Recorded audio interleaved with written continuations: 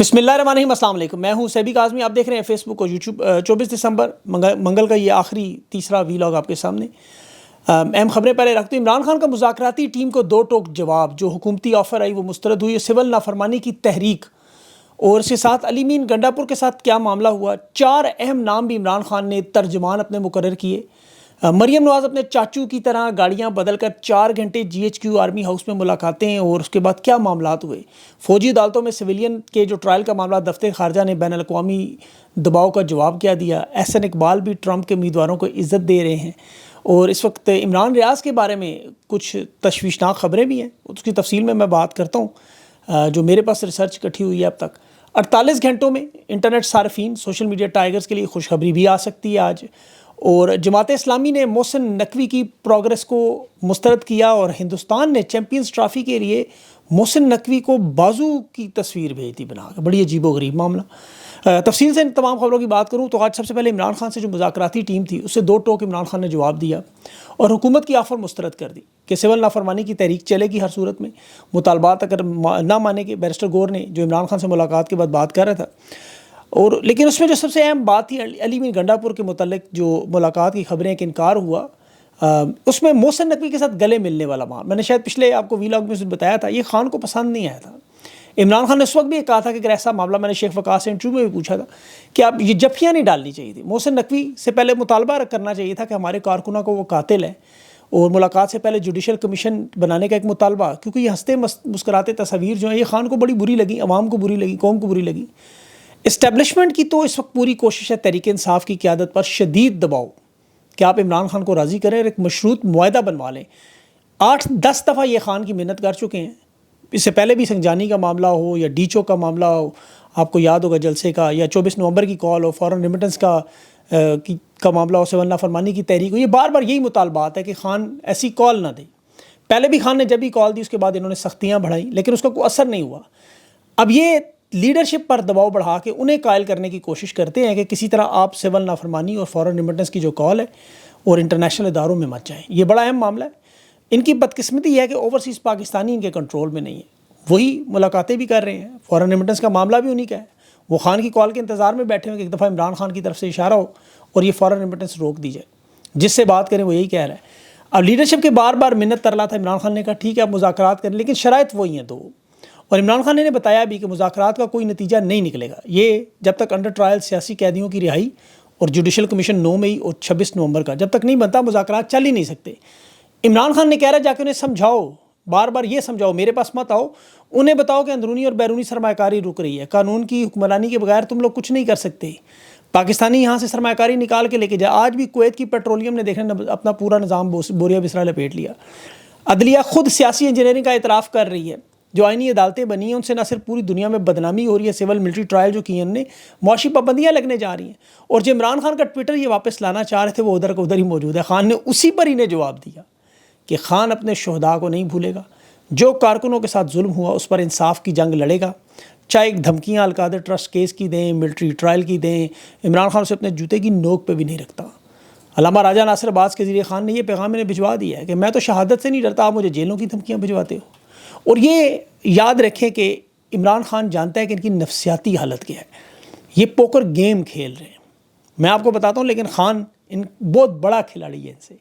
Barrister گور، سلمان اکرم راجہ اور شیخ وقاص کو ابھی انٹرنیشنل جو پیش رفت ہو رہی ہیں اس میں بیانات کے لیے ترجمان بنایا گیا، اور مذاکراتی کمیٹی کے لیے صاحبزادہ حامد رضا کو عمران خان نے یہ ترجمانی دی ہے، کیونکہ حکومت کی اس وقت جو کھلبلی مچی ہوئی ہے یہ کوئی اب راز نہیں ہے۔ جو بائیڈن کی حکومت آخری سانسوں پہ، آپ کو پتہ ہے یہاں پہ موجود جو اسٹیبلشمنٹ اور موجودہ رجیم ہے وہ اپنی آخری سانسوں پہ۔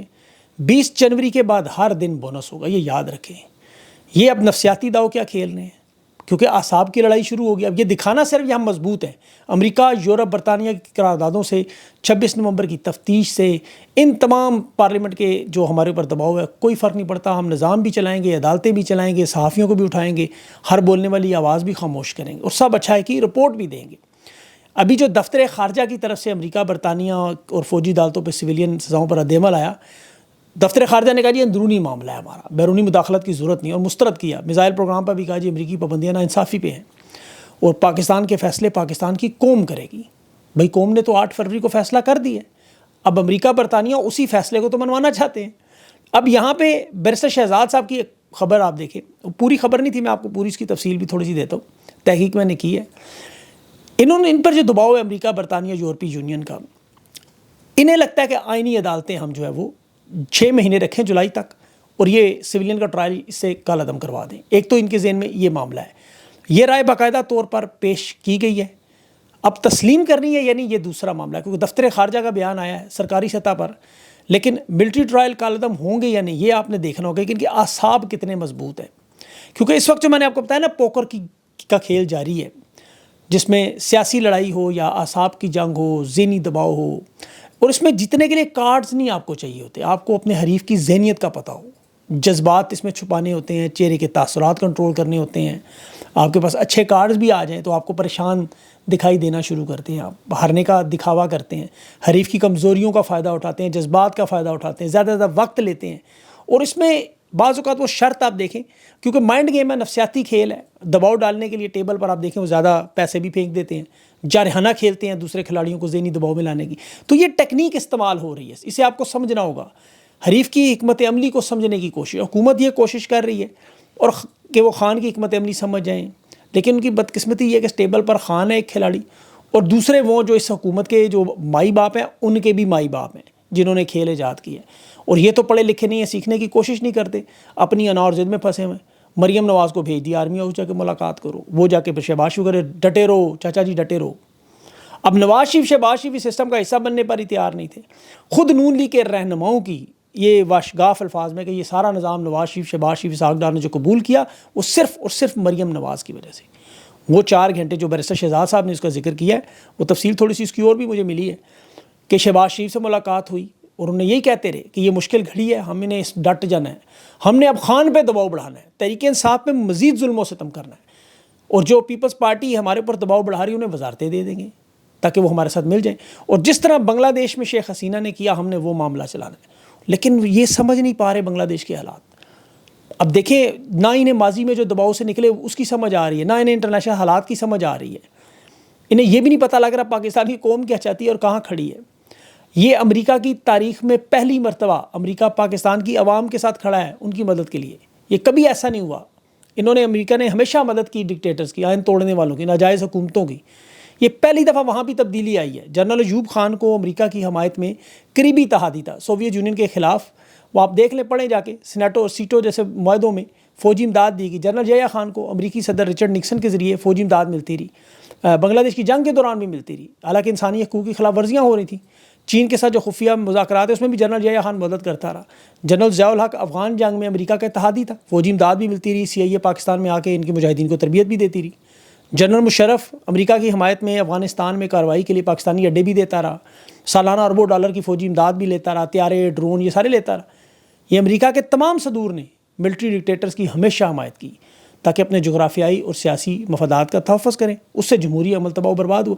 یہ پہلی دفعہ ہو رہا ہے کہ امریکہ پاکستان کی عوام کی حمایت کر رہا ہے. اور یہ جو کہتے ہیں نا صدر کی پالیسی نہیں ہوتی یہ وہاں پہ, اور یہ الزام لگا رہے ہیں کہ تحریک انصاف نے آن لائن پٹیشن کی, یہ نون لیگ کے لوگوں کا الزام ہے, اس آن لائن پٹیشن کے ذریعے یہ سارے پابندیاں لگ رہی ہیں. اور یہ اگر ہو بھی رہا ہے تو ٹھیک ہو رہا ہے کیونکہ عوام کی سن رہے ہیں. وہ دیکھیں ڈونلڈ ٹرمپ نے آتے ساتھ کیا تھا, کہا تھا کہ میں اپنے حلف سے پہلے جرنیلوں کو سیدھا کروں گا. آج اس کا مارک کیوبر یہی کہہ رہا ہے جو سیکرٹری اسٹیٹ ہے کہ ہم اپنے ملٹری جو دشمن ہیں ہمارے وہ یہ ڈکٹیٹر ہیں. اب یہ الزام لگا رہے ہیں کہ تحریک انصاف مدد مانگ رہی ہے. ان لوگوں کو ڈیپ اسٹیٹ ایکٹرز, اسٹیبلشمنٹ اور امریکی صدر یا امریکہ کی سیاست یقین کریں نہیں پتا. میں آپ کو دعوے سے کہتا ہوں انہوں نے نہیں پڑھا ہوگا کہ امریکہ کا جو سب سے بڑا سفارتکار ہے بین الاقوامی تعلقات کا, ہنری کسنجر 2023 میں بھی 100 سال کی عمر میں رہا. وہ صدر نکسن کے ساتھ فورڈ کے ساتھ کام کرتا رہا, نیشنل سیکورٹی ایڈوائزر بھی رہا, ایمبیسڈر بھی رہا, نوبل پرائز بھی اسے ملا.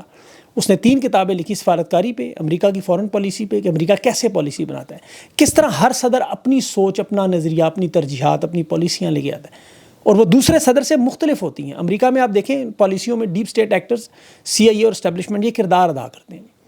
اب ڈونلڈ ٹرمپ کے بارے میں اس کی بھی یہ رائے تھی کہ یہ جو بائیڈن کی پالیسیوں کی غلطیوں کا ازالہ کرے گا, بیرونی مداخلت کو محدود کرے گا, دوستی اور برابری پر تعلقات کرے گا, امریکہ کی معیشت. وہی ہوا دیکھ لیں.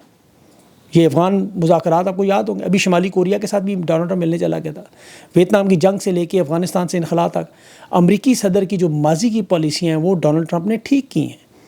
اب یہ کہتے ہیں جی امریکہ میں پالیسی صدر نہیں بناتا جی، اسٹیٹ کی اپنی پالیسی ہو، یہ غلط بات ہے. جو بائیڈن کی پارٹی سے پہلے آپ دیکھیں اوباما کا یا بش سینئر کا یا جونیئر کا اقتدار دیکھیں، یہ جنگ پسند لوگ تھے. ڈونلڈ ٹرمپ اس کا مخالف، غیر روایتی سیاستدان، جنگوں کا مخالف تھا اور وہ امن کی بات کرتا تھا. ڈیموکریٹس امریکہ میں ہمیشہ جنگوں کے مخالف ہیں. اب دیکھیں CIA ڈیپ اسٹیٹ ایکٹر جو ہیں، بیرونی ملک مداخلت کا ایک بہت بڑا کردار ہے، ان کی پالیسیوں کے عین مطابق تھا. اب جب ڈیموکریٹ صدر آیا تو جنگوں میں شدت آئی ہمیشہ. ریپبلکن صدر جب بھی آیا مذاکرات شروع ہوئے. آپ دیکھ لیں کولڈ وار کے زمانے میں صدر رونلڈ ریگن کے دور میں دیکھ لیں، اس وقت یہ کولڈ وار اختتام پہ پہنچی تھی. اب ڈونلڈ ٹرمپ کے اقتدار میں امن جو ہے وہ بڑا امپورٹنٹ ہے. پاکستان کی عوام کے ساتھ آج امریکہ حمایت کر رہا ہے اور بائیڈن کی حکومت جانے کے بعد ٹرمپ حکومت جو بائیڈن کی غلطیوں کو درست کرے گی، مداخلت کو محدود کرے گی، اور یہ بالکل آپ کی امید اور توقعات کے مطابق ہوگا. یہ سرپرائز نہیں ہوگا. سرپرائز تو 48 گھنٹوں میں شاید ٹویٹ آ جائے ایلن مسک کی.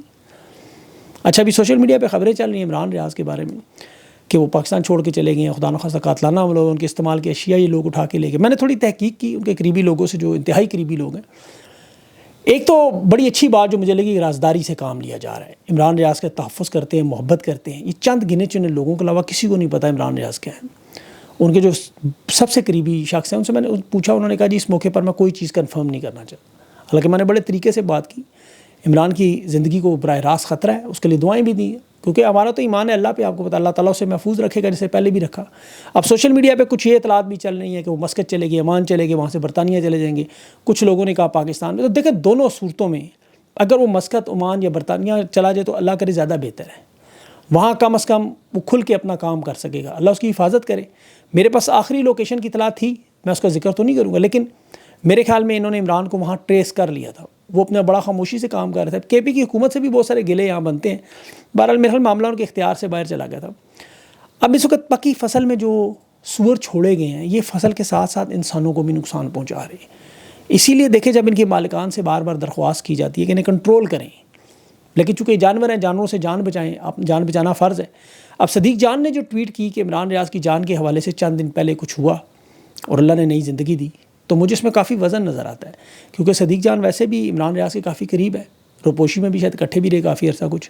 اور جو عمران کی لاسٹ ویڈیو جو ٹویٹر پہ مجھے نظر آ رہی تھی، اس میں بھی وہ کہہ رہا تھا کہ اس کے پاس سامان نہیں ہے، وہ مائک وغیرہ، یہ جو موبائل پہ ویڈیو ریکارڈ ہوئی تھی. تو عمران ریاض کو دیکھیں یہ جانور تو پیچھے لگے ہوئے، اس میں تو کوئی شک نہیں. میں نے بھی کئی دفعہ مشورہ دیا کہ آپ ملک چھوڑ دیں، لیکن وہ کہتا ہے میرا دل پاکستان کے علاوہ کہیں لگتا نہیں ہے. بات تو سچ ہے، فیملی نے بھی کہا اور لوگوں نے بھی کہا، لیکن وہاں جا کے اپنا آزادی سے کام کر سکتا ہے جب تک یہ غدر مچی ہوئی. اور یہ انشاءاللہ ختم ہونی ہے جلدی، آپ کو پتہ ہے. اب تو صحافت کے علاوہ بھی کچھ اور بھی آؤٹ آف دی وے چیزیں اس وقت کرنی پڑ رہی ہیں ہم سب کو. ڈاکٹر محیط پیرزادہ کو دیکھیں، وہ پوری تحریک کی طرح کھڑا ہے اس وقت، اور ایسے ایسے کام ہم سب کو کرنے پڑ رہے ہیں جو صحافت کے زمرے میں اب نہیں آتے، کیونکہ صحافت تو بہت پیچھے رہ گئی ہے، تو حق و باطل کا مارکا بن چکا ہے. تو اس میں ہر بندہ اپنی بساط کے مطابق حصہ تو ڈال رہے ہیں. اب جو گراؤنڈ پہ کام کر رہے ہیں وہ تو آپ کو پتہ ہے صفحے اول کے مجاہد ہیں، جن حالات میں بھی آواز بلند کر رہے ہیں، رپورٹنگ کر رہے ہیں. یہ میں ارشد شریف شہید کو اللہ اس کا بلند درجہ دے، اس نے مشن شروع کیا، اسے کریڈٹ ہے کہ ساری جو تکلیفیں، پریشانیاں، لوگ مصیبتیں برداشت کر رہے ہیں، شہید ہو رہے ہیں، مسنگ ہو رہے ہیں، کچھ زخمی ہیں، کچھ زندہ رہ کے ذہنی مریض بنے ہوئے ہیں، لیکن اس مشن سے نہیں پیچھے ہٹ رہے، کیونکہ قوم کی امید ہے کہ یہ ساری چیزیں آپ کے سامنے آئیں. اس میں بولنے والے ہیں، لکھنے والے ہیں، سمجھانے والے ہیں، ہر بندہ اپنے اپنے انداز میں کر رہا ہے. گھروں سے بے گھر ہیں، لاک ڈاؤن میں اس وقت کیفیت میں رہ رہے ہیں. صابر شاکر ہیں، وجاہت ہیں، آپ دیکھیں وقار ہے، سمینہ ہے، متی اللہ جہاں، بہت سے لوگ ہیں، احتشام عباسی ہے. میرے نام اب کسی کا رہ جائے تو معاف کیجیے گا، لیکن بات یہ کہ اختلاف کئی لوگوں سے آپ کو ہو سکتا ہو بھی، لیکن یہ اختلاف ہونا بھی چاہیے، کوئی ایسی بات نہیں. تنقید بھی ضرور ہونی چاہیے، ایک دوسرے ساتھیوں پہ بھی کریں، لیکن جب تکلیف میں ہو تو ایک دوسرے کا ساتھ دیں. وہ ابھی ایک صاحب کہہ رہے تھے جرنلوں کا اثاثہ ہیں جی، جرنلوں نے اس کو PTI کے صدر بنانا ہے، باہر بھجوا کے اوورسیز پاکستانیوں کا لیڈر. مطلب میں سمجھ نہیں پا رہا کہ خود یہ تو اس مشکل سے گزر کے آئے ہوئے ہیں، خود کہہ رہے ہیں ہمارے ساتھ یہی ہوا. جب آپ کے ساتھ یہ مشکلات ہو تو آپ کسی اور کا کیا مذاق اڑاتے ہیں؟ پھر آپ کیسے کسی اور کو رانگ نمبر ڈکلیئر کر دیتے ہیں؟ اوورسیز کا لیڈر بننا کو خالہ جی کا گھر ہے، کان میں روٹی ڈالتے ہیں کسی کے. اور لیڈر سب کا ایک ہی ہے، جس کے ساتھ کھڑا ہونا اس وقت پاکستان میں جرم بنا ہوا ہے، جس کے بارے میں نام لینا اس کا جرم ہے. دیکھیں لوگوں کے تو ذاتی آپس میں معاملات ہو ایک الگ بات ہے، پاکستان کی قوم کو جو سزا مل رہی ہے وہ صرف خان کے نام کی وجہ سے مل رہی ہے، اور خان کو مل رہی ہے پاکستان کے لوگوں کے ساتھ کھڑے ہونے کی وجہ سے. تو ابھی بھی دیکھیں ہم بہت سارے لوگوں ہمیں کروڑوں روپے کی آفریں، آپ نوکریاں کریں، لاکھوں روپے تو دیتے ہیں، وہ نوکری کر لیں، اس چینل پہ بیٹھ جائیں، اس چینل پہ بیٹھ جائیں، لیکن نہیں کرتے ہم جیسے لوگ. کیوں نہیں کرتے اس کی وجہ سب کو پتہ ہے. تو اللہ تعالیٰ کے ذمہ ہے عمران کی بھی جان اور آپ سب لوگوں کی بھی جان و مال، اور جس نے پہلے محفوظ کیا وہ آگے بھی کرے گا. کوشش کریں کہ ان سے افواہوں سے گریز کریں. انشاءاللہ اللہ کرے عمران کا ویلاگ آ جائے اور وہ ساری بات ہی کلیئر ہو جائے، وہ خود بتا دے جتنا مناسب ہوگا. اور اللہ پاکستان پر اپنا رحم کرے، جو لگے ہوئے ان سب کی حفاظت کرے۔ اگلے ویلاگ تک کے لیے اجازت دیں، اللہ حافظ۔